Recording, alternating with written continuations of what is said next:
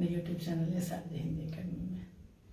आपके प्रोत्साहन लगातार मिल रहे हैं और बड़ी प्रसन्नता होती है जब आप मुझसे चैट करते हैं। लाइव क्लासेस आप बड़े मन से करते हैं और मुझे वहाँ पढ़ाकर काफ़ी संतोष होता है कि मैं पढ़ा रही हूँ और बच्चे मुझसे लाभ उठा रहे हैं। मेरे शॉर्ट्स, मेरे वीडियोस, मेरे पोस्ट आपके लिए हैं। आप वहाँ जाइए, डिस्क्रिप्शन बॉक्स में लिंक है, वहाँ से अवश्य देखिए, लाभ उठाइए। तो आज का यह विषय है अनुतान, इंटोनेशन।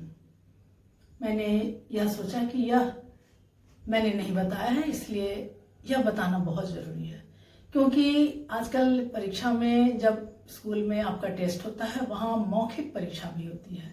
तो उस परीक्षा में जब आप कविता पाठ करते हैं, वहाँ अनुतान का यानी इंटोनेशन का बहुत महत्व होता है। टीचर चाहे आपके जो भी गाइड हैं, वो देखते हैं कि यह छात्र भाषा का प्रवीण है कि नहीं है, भाषा में कुछ इसकी भाषाई कुशलता कैसी है, इसकी जांच के लिए, इसकी परख के लिए, चाहे वह हिंदी हो, इंग्लिश हो, वहाँ ये इंटोनेशन काफ़ी महत्वपूर्ण होता है। तो इंटोनेशन जानने के लिए आप शुरू से अंत तक बने रहिए, क्योंकि आप जानते हैं कि लास्ट में मैं बहुत सारी इंपॉर्टेंट बातों को बताती हूँ। तो अनुतान है क्या, इंटोनेशन, इसमें मैं कुछ बातों को बताऊंगी आज कि अनुतान क्या है, इसके भेद, प्रयोग और सावधानियां। ये बहुत ही चारों चीज इस वीडियो में है, तो जब तक पूरा देखिएगा नहीं तब तक बातें आपको स्पष्ट नहीं होगी। और एक रिक्वेस्ट है आपसे कि लाइक, शेयर, सब्सक्राइब तो करते ही हैं। जब भी लाइव क्लास में जुड़िए, अपने मित्रों को लिंक अवश्य भेज दिया कीजिए ताकि वो भी जुड़ जाएं। सब्सक्रिप्शन लेना बहुत जरूरी है, बेल आइकन पे दबाइएगा, ठीक है। तो अनुतान विषय पर मैं आ गई। अनुतान यानी यह अनुतान शब्द जो है, अनुजोड़तान, यह यण संधि है, यानी नौ में उ और त मिलाकर के उत्तर अनुतान बन गया। अनु का अंतिम स्वर उ और तान का प्रारंभिक वर्ण त के योग से अनुजोड़तान त और उ के मेल से बना है, तो यह हो गया अनुतान, यण संधि है। तो संधि भी जानने की जरूरत है आपको, जरूरी है कि अनुतान, यह पूछ सकता है परीक्षा में कि यह क्या है शब्द के बारे में। तो इंटोनेशन अनुतान को सुर लहरी या स्वराघात भी कहते हैं। इसका दूसरा नाम स्वराघात या सुर लहरी भी है, यानी सुर में लहर एक होना चाहिए। ये वेव जो है, बोलने का जो तरीका है, वही सुर लहर कहलाएगा। हम हर बात को ये सीधे नहीं बोलते हैं। आप देख रहे हैं मैं आपसे बातें कर रही हूं, तो जिस बात पर स्ट्रेस देना है उस पर काफी जोर से मैं बोल रही हूं, और क्रियाएं जो बात की उसको मैं ऐसे में बोल दे रही हूं कि आप उसको समझ ही जाएंगे। तो अनुतान लगभग मान करके चलिए कि वही चीज है कि जहां हम उतार चढ़ाव को महसूस करते हैं। यानी अनुतान का अर्थ है बोलते समय हमारे सुर या आवाज में होने वाले उतार चढ़ाव को बताता है। उतार चढ़ाव यानी आरोह अवरोह। म्यूजिक में आपने पढ़ा होगा आरोह अवरोह। आरोह है सारे गमा पद निसा और अवरोह है सानी धप मगरेसा। तो आरोह अवरोह यही अनुतान है। इसको हम शब्दों के माध्यम से, वाक्यों के माध्यम से बताऊंगी मैं आगे। तो यानी इस भाषा या भाषा विज्ञान में इसको सुर लहर भी कहा गया है। भाषा विज्ञान, लिंग्विस्टिक या सुर लहर के नाम से भी जाना जाता है। यानी बोलचाल या भाषा में ध्वनि के उतार चढ़ाव की अंग्रेजी इंटोनेशन है। मैंने कहा ना, चाहे वह हिंदी हो चाहे इंग्लिश हो, वहां इसकी जरूरत पड़ती है किसी भी भाषा को बोलने के लिए। तो सामान्यतः जब हम बोलते हैं तो ध्वनि सीधे सीधे मुख से नहीं निकलती है, बल्कि उसे चढ़ाते भी हैं, उतारते भी हैं। उसमें ऊपर जाएगा, कभी नीचे जाएगा। यह उतार चढ़ाव तब होता है जब हम अपने मन के भावों को प्रकट करते हैं। मन के भावों को, मन के भाव कौन कौन से हो सकते हैं? मन के भाव गुस्सा, क्षोभ, खुशी, आश्चर्य, ये सब मन के भाव है ना। विस्मय वाले पढ़े हैं ना। आश्चर्य, संभावना इत्यादि जो मन के भाव हैं को व्यक्त करते हैं। ऐसा करने से हमारी बोली की लहर ऊंची नीची होती चलती है। जब हम मन के भावों को प्रकट करेंगे तो हमारी आवाज जो है वह ऊंची नीची होगी। जब हम किसी पर गुस्सा करेंगे तो नेचुरली वो आवाज जोर से बनेगी। जब किसी बात पर खुशी होगी तो चेहरे पर एक भाव प्रकट होगा, खुशी का भाव। उससे आप समझ जाएंगे अरे वो हंस रहा है, खुशी का भाव है। तो ये उतार चढ़ाव जो होता है वह मन के भावों को प्रकट करता है और वही अनुतान कहलाता है। तो दूसरे शब्दों में हम कह सकते हैं कि पूरे शब्दों या पूरे वाक्यों में सुरों के उतार चढ़ाव को ही अनुतान कहते हैं। अनुतान के बदल जाने से शब्द या वाक्य का अर्थ बदल जाता है। अनुतान इसको आप देखेंगे अभी अर्थ इसका कैसे प्रकट हो रहा है। तो हमारे बोलने में जो अगर मेरी आवाज में अगर आप कुछ परिवर्तन देख रहे हैं तो यानी मैं अनुतान का प्रयोग नहीं कर रही। अरे बहुत दुख हुआ, अरे बहुत दुख हुआ, अरे बहुत खुशी हुई, मुझे यह जानकर बहुत खुशी हुई। थोड़ा सा भी फर्क लग रहा है ना, जरा सा भी नहीं लग रहा है ना उसमें फर्क, कहीं से भी कहीं नहीं लग रहा है कि मैं अनुतान की बात कर रही हूँ। उसमें मुझे बहुत खुशी हुई, क्या मतलब बनता है, मैं बहुत दुखी हूँ। दुखी का तो प्रकट हो रहा है लेकिन खुशी का प्रकट नहीं हो रहा है। तो मन के भावों को जो प्रकट करेंगे हम वो सुर के अनुतान से करेंगे। सुर मतलब आवाज। तो अनुतान के बदल जाने से शब्द या वाक्य का अर्थ बदल जाता है। दो प्रकार के हैं ये अनुतान, शब्द सुर लहर पहला, और दूसरा है वाक्य सुर लहर। अब एक शब्द देखिए, मैं शब्द दे रही हूं आपको अच्छा। एक शब्द है अच्छा।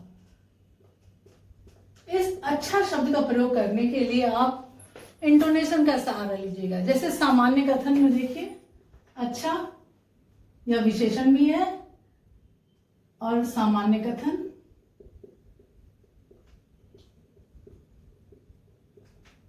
अच्छा, आश्चर्य सूचक,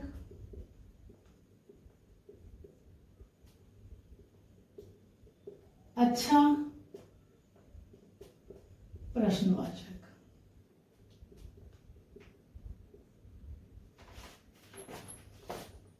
उदाहरण देखिए, इसमें एक चीज और ध्यान दीजिए। इसमें सबसे इंपॉर्टेंट है कि इसका प्रयोग ह्रस्व, दीर्घ और प्लुत के अनुसार बहुत आसानी होगा आपको समझने में। ह्रस्व, दीर्घ और प्लुत स्वर के अनुसार। ह्रस्व के बारे में जानते हैं, इसमें एक मात्रा का बोलने में समय लगता है। दीर्घ यानी दो मात्रा का, और प्लुत यानी दो से अधिक 3-4 मात्रा का समय लगता है। तो ह्रस्व शब्द जैसे मैं उदाहरण देती हूं कि मीरा गई, अच्छा मीरा गई, मीरा गई, मीरा गई। ये 3 वाक्य मैं दे रही हूं, देखिए मैंने दिया है यहां पर। अब इसको मैं इंटोनेशन के अच्छा अनुतान के अनुसार अच्छा,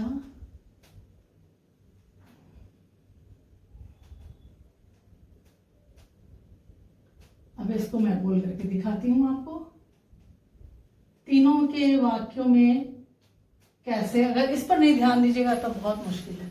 अच्छा मीरा गई, सामान्य कथन है या सामान्य कथन है। अच्छा मीरा गई, अच्छा मीरा गई, तो ये आश्चर्य सूचक दिखाई दे रहा है वाक्य में, प्रश्नवाचक। अच्छा मीरा गई, तो ये क्या दिखाई दे रहा है आपको, प्रश्नवाचक। यानी ये जो है अच्छा शब्द, शब्द सुर लहर का यह उदाहरण है। अच्छा, ये तीनों अच्छा शब्द का प्रयोग हम जब करते हैं तो इंटोनेशन के माध्यम से, अनुतान के माध्यम से वाक्यों के अर्थ को हम समझते हैं कि कहां पर हमारा स्ट्रेस है और उसका क्या अर्थ निकल रहा है। ठीक है, अब आएंगे वाक्य में। अब यहाँ देखिए ऊपर के वाक्यों में आपको क्या यह सामान्य कथन है। यहाँ हालांकि सब में समान ही लिखा गया है एक्सेप्ट ये जो चिन्ह दिए हैं उसको छोड़ करके, सारे में स्वर और व्यंजन जो है वो समान है, लेकिन सुर और तान के आधार पर बदल जाने पर क्या हो गया, पहले वाक्य का सामान्य कथन, दूसरे वाक्य में आश्चर्य सूचक और तीसरे वाक्य में वह प्रश्न सूचक बन गया। क्यों? तान के अनुसार, तान के आधार पर, तान को ध्यान में रखते हुए वाक्यों के अर्थ बदल गया। ठीक है, अब मैं बताती हूं आपको कि वाक्य सुरलहर, वाक्य सुरलहर, जैसे वाक्य सुरलहर में के अर्थ भेद के आधार पर देखिए शब्दों का इसमें वाक्य सुरलहर, दूसरा वाक्य सुरलहर, इसमें क्रिया प्रधान वाक्य अगर होगी तो इसमें शब्दों में हेरफेर होगा। क्रिया प्रधान वाक्य जैसे वाक्य लीजिए, कौन करेगा, कौन करेगा, प्रश्नवाचक, करेगा कौन, दोनों में प्रश्नवाचक है, शब्दों का हेर फेर हो गया है और दोनों में देखिए अनुतान जो है वह किस तरह से हावी है। कौन करेगा, यानी यहाँ प्रश्न पूछा जा रहा है कौन करेगा, इसका अर्थ है कोई ना कोई तो करेगा, पूछ रहा है कौन कर, कोई ना कोई करेगा, कौन करेगा, उससे सहमति ली जा रही है, कोई करेगा, करेगा कौन, यानी निषेधात्मक वाक्य है, निषेध सूचक यानी निषेधात्मक अर्थ निकल रहा है, कोई नहीं काम करेगा, यह इसका अर्थ है काम कोई नहीं करेगा, करेगा कौन, कोई काम नहीं करेगा। स्पष्ट है, ये क्या है, निषेधात्मक, निषेधात्मक वाक्य। तो यहां आपने देखा कि अनुतान का क्या असर है इस पर, अनुतान, यहां भी इंटोनेशन किस तरह से हावी है। यानी अनुतान क्या है, अनुतान अर्थात मुख से निकलने वाले स्वरों का, स्वरों की एक लय अर्थात लहर से है। ये जो लहर देख रहे हैं आपने बनाया है, मैंने बनाया है यहाँ पर, वो एक लहर है, बोलने में मेरी जो आवाज निकल रही है उसमें भी वह सुर लहर विद्यमान है।